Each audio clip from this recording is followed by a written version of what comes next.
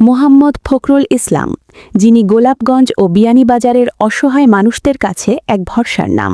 দুর্যোগ কিংবা উৎসবে যিনি সহযোগিতার হাত বাড়ান সবার আগে।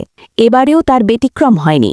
তার উদ্যোগে বিয়ানীবাজার ও গোলাপগঞ্জ উপজেলায় ১৩টি বুথ ও বেশ কয়েকটি উপবুথের মাধ্যমে প্রতিদিন ৩,০০০-এরও অধিক মানুষকে ইফতার বক্স দেয়া হচ্ছে। বরাদ্দ অনুযায়ী পুরো রমজান মাস জুড়ে মোট ১ লাখ মানুষের কাছে পৌঁছে দেয়া হবে ইফতার। রমজানের ১৪তম দিনে শুক্রবার মুহাম্মদ ফখরুল ইসলামের পক্ষে ইফতার বিতরণ করা হয় গোলাপগঞ্জ উপজেলার মোকাম বাজারে।